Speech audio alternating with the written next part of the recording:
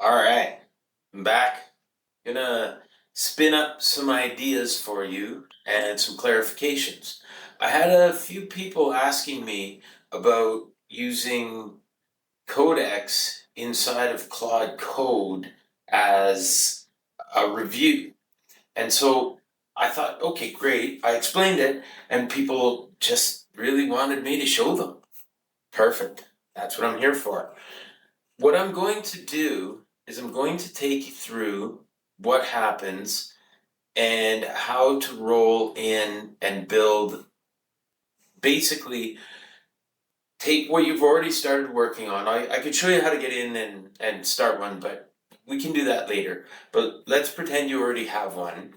And we'll go here. So in this case, I'm working on a project that is trying to take some real world models and combine it with LLM models, run some rigorous testing, and eventually find a way to make a real world model hybrid. Has very little to do with what we actually want to do here. So here's what I'm going to do. I'm going to come in here.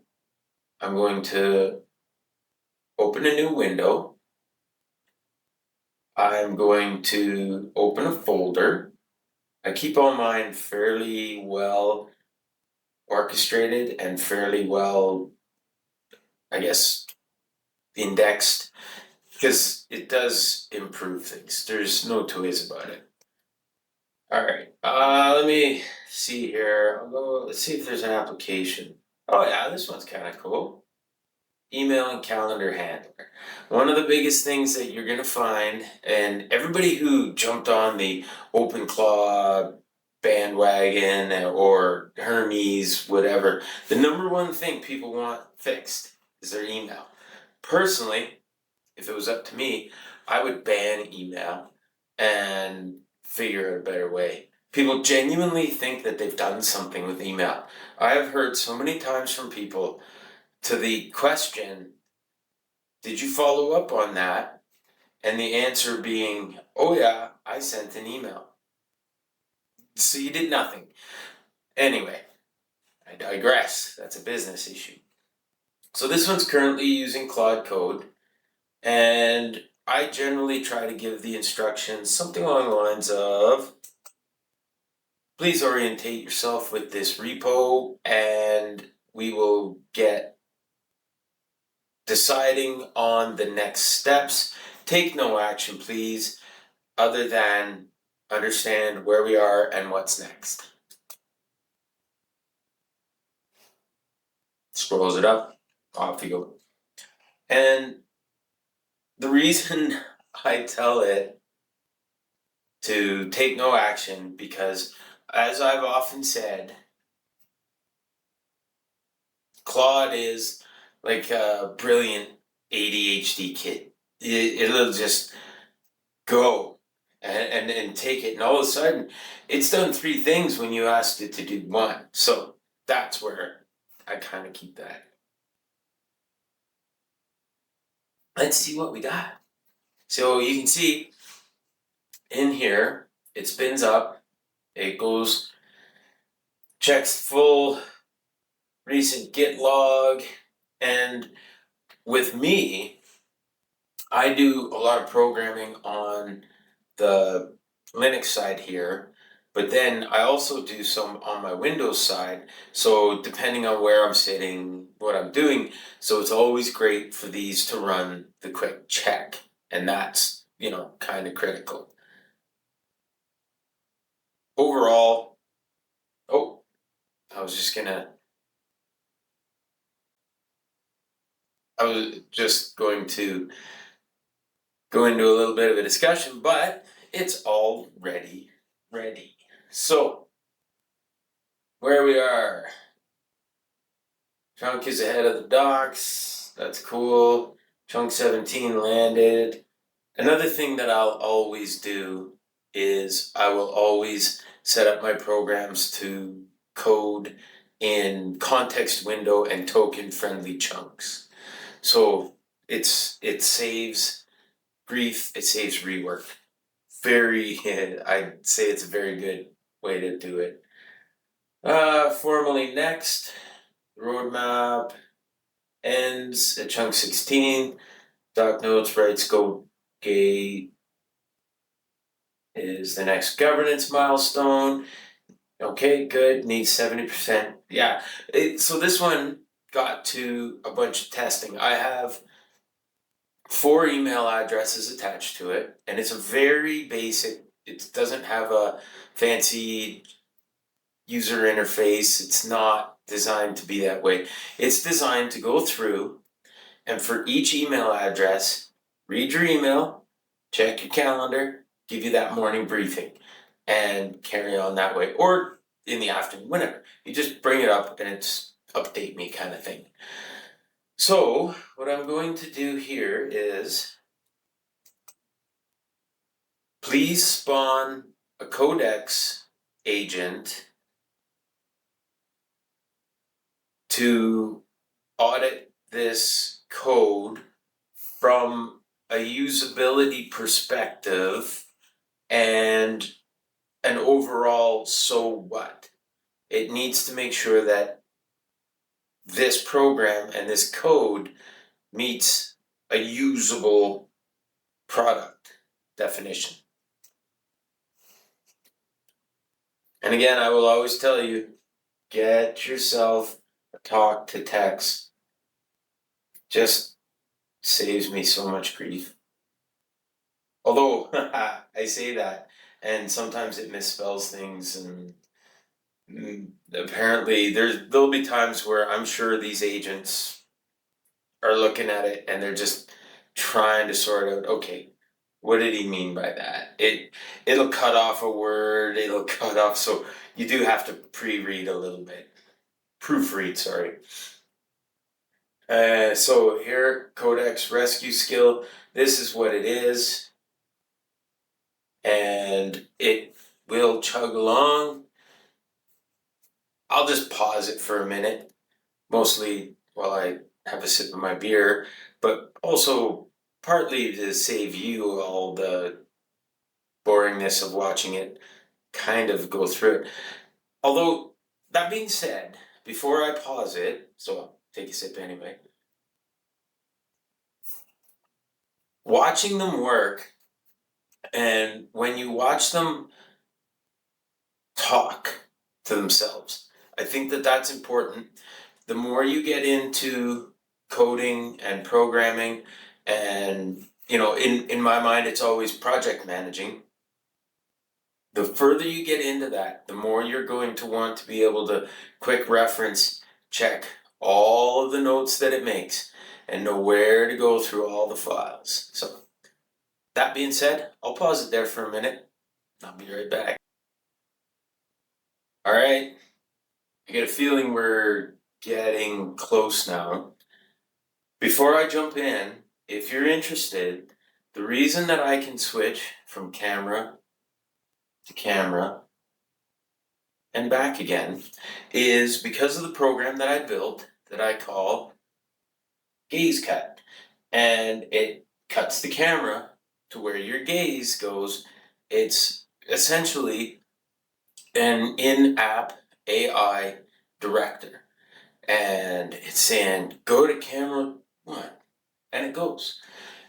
If you're interested, you want to find out about this program, reach out, put a message, DM me is probably the best way, and I can get you hooked up on beta before I go live selling it. If you want to be a beta tester, and I would really love it if I could find somebody who's very familiar and heavily oriented with the Mac. I don't have a Mac yet. I'm coming. I promise, Mac. I'm coming. I got your solutions, but I don't have a Mac yet. So if somebody wants to collaborate a little bit, that would be fantastic too. Meanwhile, let's take a peek back over here. All right. Says it's waiting, wait for resume test complete. It's gotta be soon. This has actually been quite a while. It's certainly been over 5-6 minutes. So I'm expecting big things. I'm watching you, Codex. big things. So we shall see how it goes. Another quick pause, probably. I just had to throw in the mini commercial. Sorry. Like, subscribe, share. If you're finding value in what I'm teaching and what I'm sharing, I would love it if I could reach as many people as possible. Thank you. Back again. It looks like it's getting close. I asked it to hurry up. I appreciate the thoroughness, but this has been over 20 minutes. Luckily, my AI director, GazeCut, has a pause function. There's one thing I'm gonna do while this thing is perusing, and chanting. Oh my god. I have to say, I really, if anybody from Anthropic watches and cares, I don't know why that irks me. Great product. That just irks me. I don't know. Anyway, what I'm gonna do is on here, so you can't see me making the adjustments to this. However, it has portrait, landscape, front and back cameras. So I'm going to change it, I think. Oh, maybe I can't change it on the fly. Let's see. It didn't like that. Okay. So now I have a new feature I need to build into it. I'm going to build the feature into this so that I'll be able to rotate on the fly. You pre-select it in the options, and then it goes and you have a wonderful in-camera director. Holy cow, this thing is taking a long time. And I don't mean that in a negative way. This is actually great. This is part of the process. And you know, every once in a while I check myself. I'm going, oh man, this deep, thorough code audit with research is taking a long time. It's not taking a long time, Adam. It's been 25 minutes. It's 25 minutes for what would be a 4-day code review. I know you get spoiled. And it's really an interesting point that in the governance of AI and how you implement AI and how you use AI is what I'm finding is myself included, and I have to pull myself back and put it into check. But people are getting to the point where they become impatient on something that is taking 1/100th of the time, certainly a quarter. I don't know, maybe 1/100th is a touch dramatic, but it's definitely so much more efficient and effective. And then there's people like me who we push, we drive, we need to see the next result, the next finished product, the next shippable thing. And it's kind of a good point to keep that in check. That being said, let's squeal in. Let's scroll in here and see what we're at. Check if the Codex task process is still running. Fresh audit task. Previous process was dead. Okay, well, if the previous process was dead, let's just stop there, take all the notes, and let's see what we can do with the audit, please. Oh, mama, I don't know.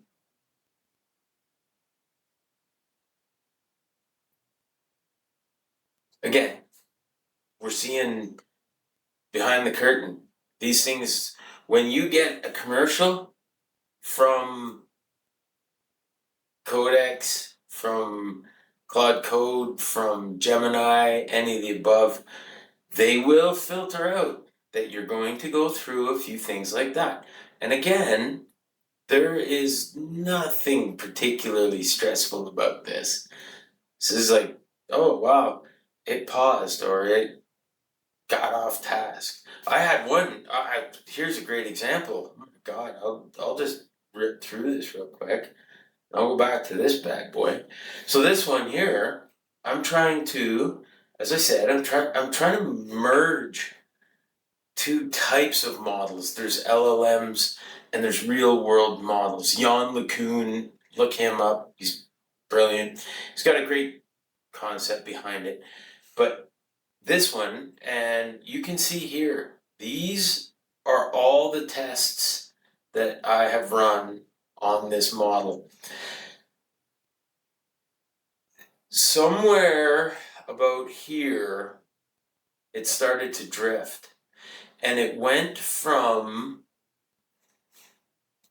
test, modify the code, test, modify the code, test, modify the code, see what moves forward, see what wins, and see what moves forward, so we're not overfitting, but at the same time, we're not just using a frozen model to prove that it works. I mean, that's what the folks who have built the model did. So I ended up partway through absolutely having to spin it around, say, okay, we've got a lot of testing involved. Now, how do we make that useful to get back on track? And it did. It found something, which, I'm a big fan of. Like, it, and this is another one of those things where don't expect quick, don't expect, success. That was great.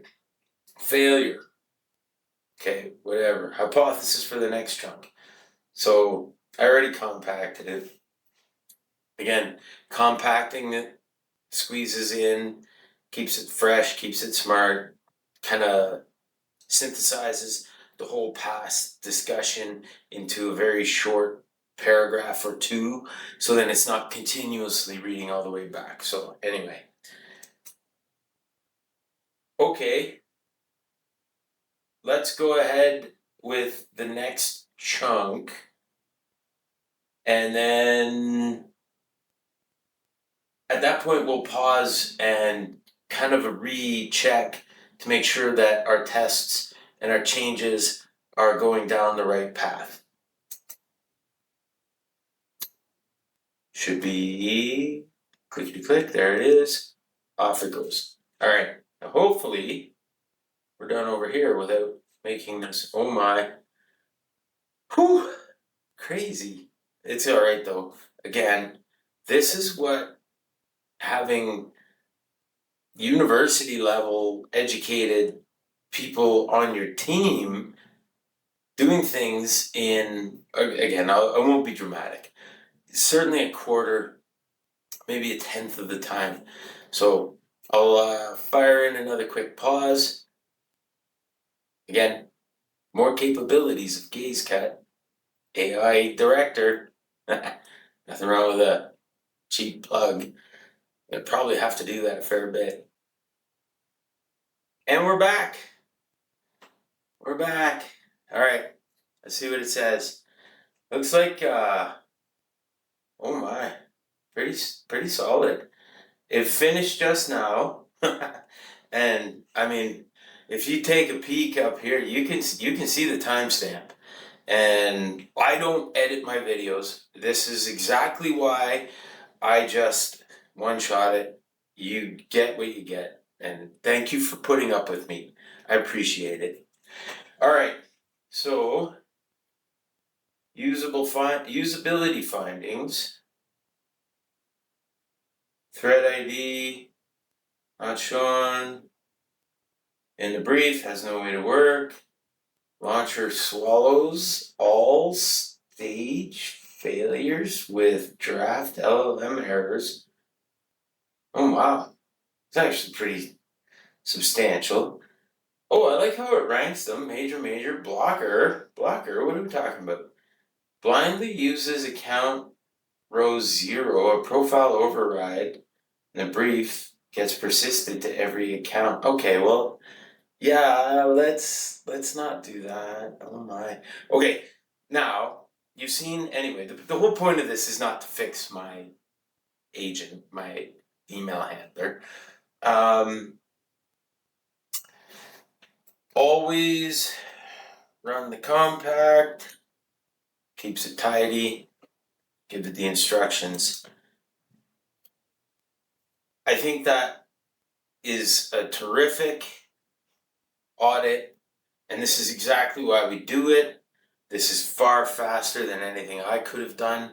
So build the plan to implement the fixes, please. Here's another really important point. I will never tell it, go ahead and implement the fixes. I will tell the Codex, I will tell Claude Code, build the plan.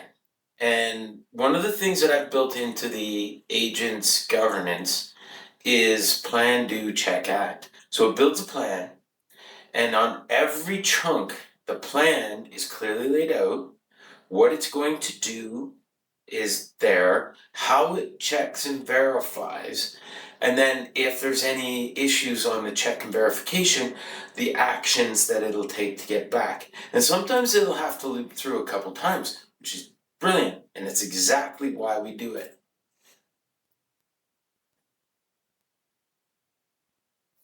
Ultimately, I do hope you got value out of this. It's a really strong feature, and I'm going to investigate if you can do it something similar, or if we could modify it and make a skill like that inside of Codex so that Claude can do the audit, because Claude is a good auditor. It really does like to dig deep. So oftentimes outside of this, what I'll do, or what I did before, because this is really quite handy, I would go into my Claude web app, web login, or my ChatGPT Pro, and I would download the zip file from the GitHub repo, and I would give it to either of those agents, and I would say, do an adversarial audit, or you're a project manager and a product specialist, and I need you to go through this and find fixes. Not extras to add on, fixes. So anyway, thanks very much, everybody. I do hope you got good value out of this, and I hope you enjoyed it. Like, subscribe, comment. I'm really looking forward to collaborating with more people. So thanks so much.